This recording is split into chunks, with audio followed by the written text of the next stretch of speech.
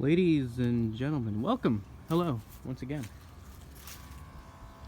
We're back with Trailblazer. If you can hear, I have the air compressor working once again because the front passenger side decided to go back to flat.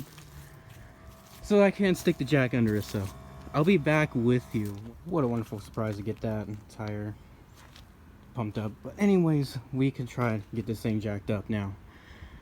As I said in the previous video, I want to do that quickly, but just want to quickly mention tie rod and struts, both sides, inner and outer tie rods. I'll get it jacked up now. So I've gotten this tire pumped up, right? I got all jack stands, I got everything ready. It's just this jack, I cannot get this any part of the frame. This is the side, by the way, this is the side that has a good strut. Well, good-ish. Doesn't have brokenness. You see right in there, it won't, dang it, get it back in here real quick. It doesn't go in all the way. I tried the front, the cross member on the front, and I highly doubt the size that's hanging lower is not gonna work. So what I'm gonna have to resort into doing, seeing if it has a scissor jack that will fit under this truck. If it doesn't, I'll probably have to use those let me just show you. I'm gonna have to resort into using these ramps, which I don't mind.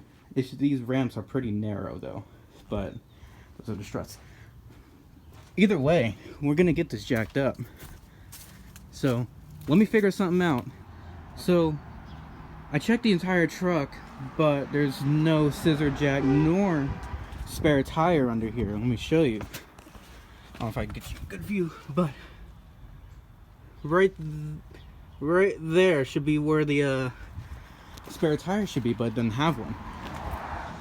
So I guess my only the only thing I could really think of doing is pumping up that tire over there a little more, taking those wheel chocks out, backing it up so I could put the ramps.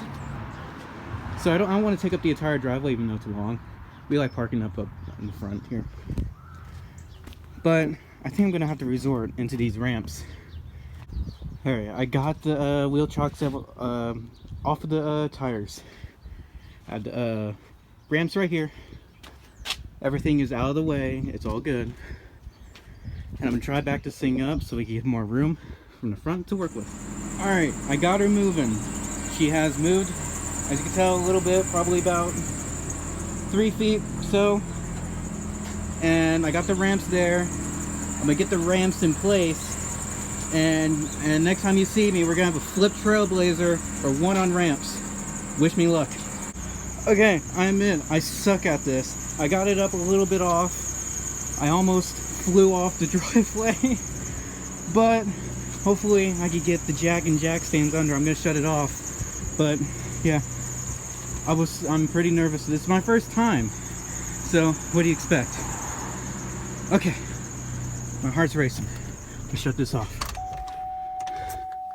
Set the key there, and hopefully we have the space. I put the emergency brake on. I chalked off the wheels, made sure it does not roll. Alright, I got good news. It's up onto the frame. I need to get this jack stand ready. And now, sit down here. And now, we pump away. I don't know if you can see it going now, but it definitely is. This thing should hold it as a 4,000 pound capacity. I highly doubt a Trailblazer is more than, maybe. When you're carrying weight, of course it's gonna be, but if we're just doing the front, well, one of the sides. Alright. I was going to do the entire front, but I don't know about this, it holding the entire front end. Alright, I'll let you know what happens. I'm gonna get this on jack stands and hope for the best. Alright, if you witness this, when it's falling, I have the jack stand in place. Everything's all set, ready for me to drop it. So it's nice and slow. If I could turn it, that's the thing. There we go. Ooh, let me jump. But on jack stand, the question is, can I get it off of the ramp? I'm gonna keep this in place just in case. There we go. Now it's just resting. I try to pull the ramp out. I tried. I admit I tried, but it didn't work out. So I'm just gonna continuously. We're gonna get this off till the wheel comes up. I got it. Got the ramp. Now I need to drop it onto the jack stand. Nice and slow. I'll get to that real quick. All right. Good news. The jack is now out. The jack stand's under. I need to put something else under. I'm gonna get the wheel off. Slide it under so if it falls, it doesn't just fall on its frame and stuff. So yeah. And also, I'm putting on gloves once again. Forgot to mention. Or actually, I forgot to put them on. But also, I know I just got straight into getting this Trailblazer, trying to get it fixed up. Because, well, that is about to go down onto the horizon. And I'm trying to get as much done as I can today. Tomorrow is supposed to be a very windy and, you know, droopy day. So, windy, rainy, droopy. So, I'm going to try doing the other side now. And, yeah. The wheel should be down, should be off the ground. So, I should have plenty of clearance. May not look like it, but alright, other side now. Alright, it's taking a lot longer than I thought it was gonna be. It's a lot more of a hassle, but I got it out. Like I said, we are not leaving till this thing gets jacked up. The jack is still holding it. I'm about to lower it so it drops down on to the jack stand. Right now, nice and slow. I'm actually gonna have to use both hands. So I'll come back with you. And now this should, it's now on jack stands. Both wheels are off the ground, and the leaves are in the way of there, but it's off the ground. I can get both wheels off, and well, actually I'm gonna leave one on, get the other off, figure out which side I'm gonna do first. I'm thinking of doing the driver's side first.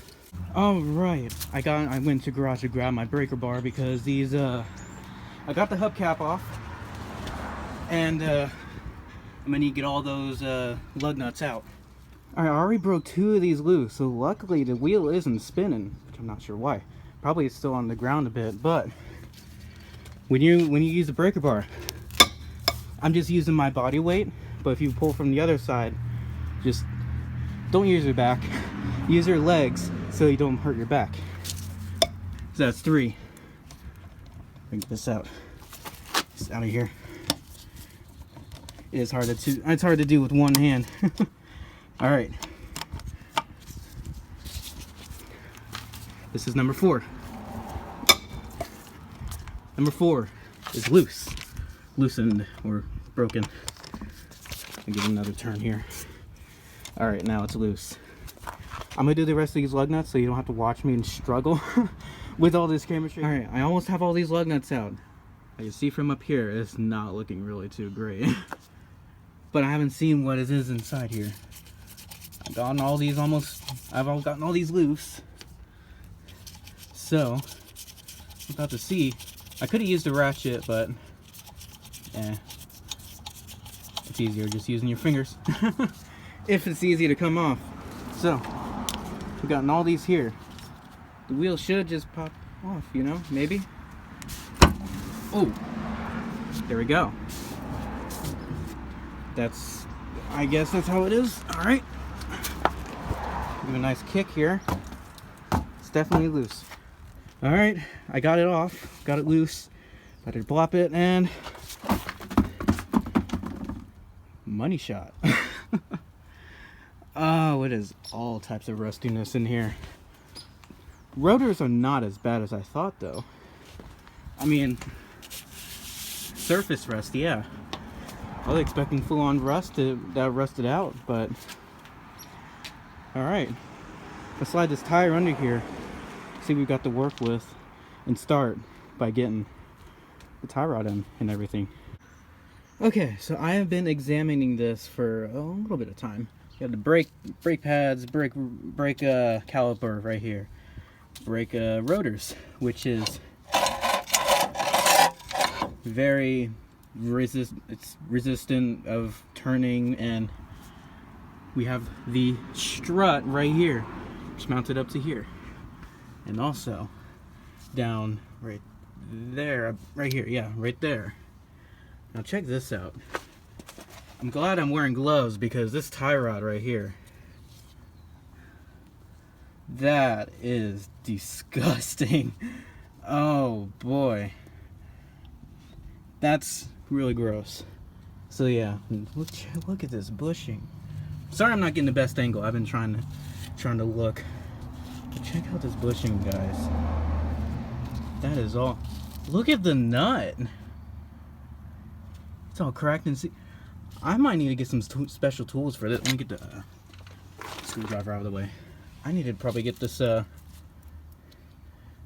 man, tie rod is a lot worse than I was thinking it was gonna be.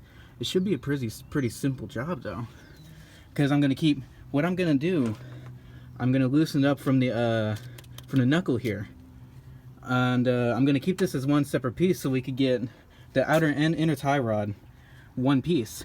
I'm gonna separate it from the steering rack so we could get an accurate measurement of the steering. So yeah, we're gonna keep it. I really need to change my gloves. This is disgusting. I mean, really. Oh my god. Okay, anyways, this strut on the other hand, not too visual. Oh yeah, right up there. The lighting, hold on, I'm gonna turn my flashlight on for you guys. Alright, it should be much easier. I should have done this sooner since the sun was going down, but you could tell. Look at that. It's all dry rot and everything. But the bright side is I'm not seeing really any oil coming out of the shock here, which is actually, well, shocking, pardon the pun. But I think the first thing I'm gonna do is I'm gonna change out my gloves. I'm gonna try to undo this castle nut here. Sorry for the angle. I'm gonna get this castle nut loosened. Oh my god, I am terrible today right now. And just check out this bushing. I can't get over that. The steering rack, I need to get this boot loosened up so I could get inside here and get the tie rods off the steering rack. And yeah, let's do that. Alright, we got a fresh pair of new gloves. We have a sun that is setting. I'm not going to be out here for much longer, but I will come back here tomorrow and continue on this brake job. Or not the brake job, the tie rod. So, first thing we need to get out is that cotter pin that's holding the nut. So I'm going to use those needle nose pliers to get it out. Alright, it is not working out as planned. As you can tell, this nut is completely just stripped, and I cannot get this pin. This is the pin I'm talking about, by the way. I cannot get it out. Like I think this right here is the end of it. I tried tugging on it, but it's not gonna come out. I have my penetrating fluid, and by the way, the first video I mentioned all the tools in the garage presence of what I'll be using. So in case you're trying to follow along, it's gonna be a long one, but try to get some. Oh boy, a lot. Let's just soak it in the penetrating fluid. Get it all up in the nut so we could try to loosen it. If we cannot get it loose, I'm gonna have to resort into a torch or those locking nuts that I mentioned in the previous video. Still no luck into getting this nut out, but I've also gone ahead, because we're going to be replacing the struts, I've also gone ahead and use the penetrating fluid on what we're going to be undoing right up in here to get access to the strut to be able to replace. I also need to put some, I forgot those nuts up there. A couple of days has passed. As you could tell that there is clouds today, but the past couple of days has been very very windy and very rainy, so I wasn't able to get to repairing it as soon, that the last time you saw me, so I will get to that. But I want to just mention real quick, since I've not been able to record those past couple of days, I got me a torch from Wally World. Yeah, great place to get it. I put my tools back in here. I will get them back out today, right now, so we could get that tie rod undone, hopefully with this torch. And I made sure it worked. I read the instructions and everything. Safety first, always. But yeah, let's get to it. Alright, I've already spent half the morning looking for those two wrenches down in the basement. Don't mind the mess. Finally found some that will fit the castle nut. So yeah, I'm gonna use this torch onto it. It might create some unnecessary smoke, but we're gonna replace it anyways. So, alright, so what I'm doing, I'm trying to heat up. As you can see, that little metal ring that's right there, that's the cotter pin I'm trying to heat up. And yeah, it's pretty cold outside, so I should, after maybe a minute or so holding this here, I'm trying not to get on the CV joint here. Trying not to get too much heat there, but so far, I'm hoping it's going to work. Breaking up all that rust inside of it, because the penetrating fluid didn't really do too much. But yeah, I chilled on the heat for now because I noticed the ABS, I think the ABS wire right here is right in the way, as you can see. I sprayed it more with penetrating fluid. I'll let you know next time that I will get this out.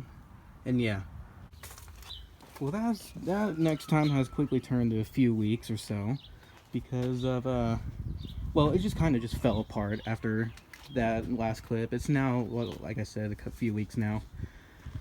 It's been a while, because once I noticed, once I gotten this off, it was a pain. But I'll show you now. I got the inner tie rod and outer completely off. It's gone. It's in the garage. But yeah, it's cleared off. That's one thing that's now marked off the list. But now, let me show you. The tie rod's right here. Both the old one, kind of obvious, and new one. I have everything ready right now. Now that I've actually have the right one, because I've ordered the wrong one. Yeah, I know. I'm glad I noticed before I put on the, well, the tie rod that's meant to go on the right side, the passenger, onto the driver's side. But yeah, glad I noticed it till I put it on. So that's, I had to wait for that. Took a little while, but I got it now. We could finally continue. And yeah, so what I got here is the boot.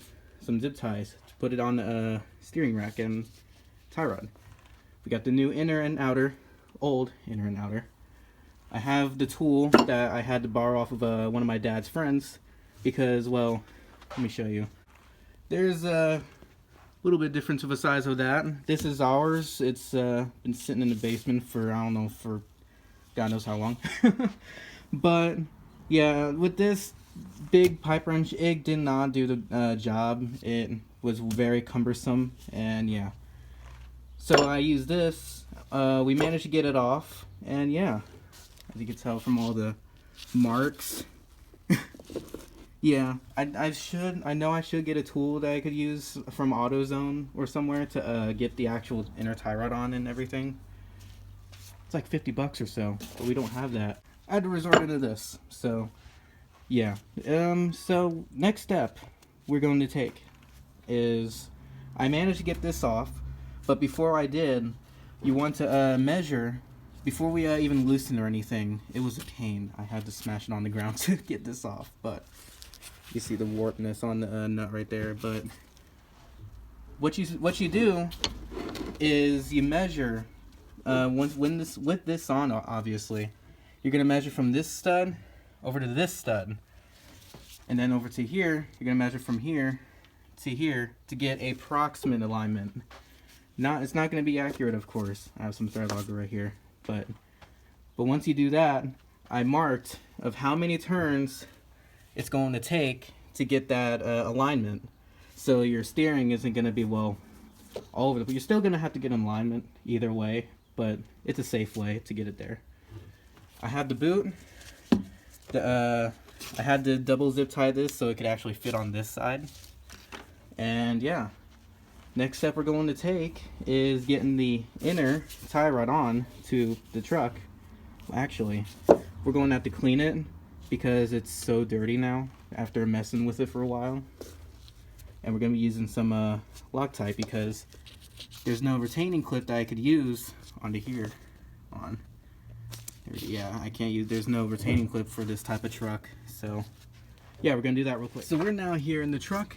I'm gonna take this cover off that goes over the this part of the tie rod.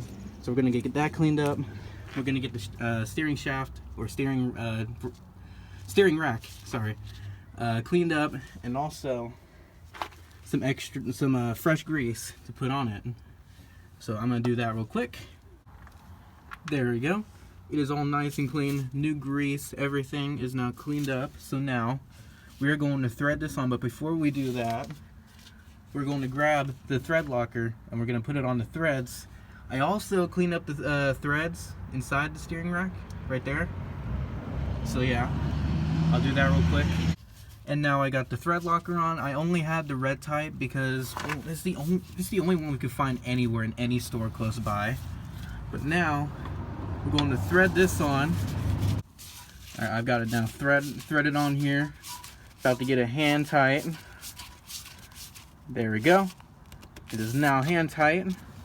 Now we're going to grab the pipe wrench or whatever tool that you have on hand, and we're going to tighten this down. It is now tight. I also put some extra grease inside, even though it came from the factory with grease in it. I also put some extra on the actual ball joint right here itself. So now I'm going to slide this as I found it before, right over here. So now we're going to get the boot and slide it over. I just want to point out real quick of where you're going to put it. I've cleaned up the surface right here that the zip ties are going to zip tie down to, and you're also going to put it right here, the other end, the skinnier end right here, and tie it down onto here. And yeah, we now have the boot nice and secure. The zip ties, focus, there we go. Zip tie down, zip tie down, there you go. And it's solid, it is not going anywhere. So now we're going to thread the outer tie rod with the jam knot on it, so you don't have to, well, obviously let me show you. So you can get the jam nut to, well, jam onto the inner tie rod. And yeah. Alright, so what exactly am I doing? So now I have it threaded in here, and that's one turn. I'm counting it from this stud. I'm going to be turning it, 2. That's 2 turns into here till we get to 23 turns.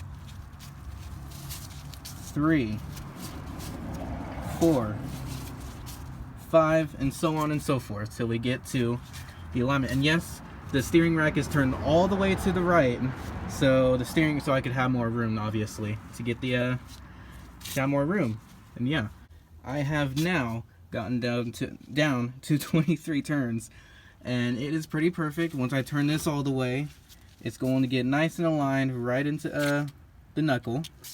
And yeah, it's 23 turns, and we're now going to tighten the jam nut. But first I'm going to put some more thread locker just in case it doesn't back out and turn.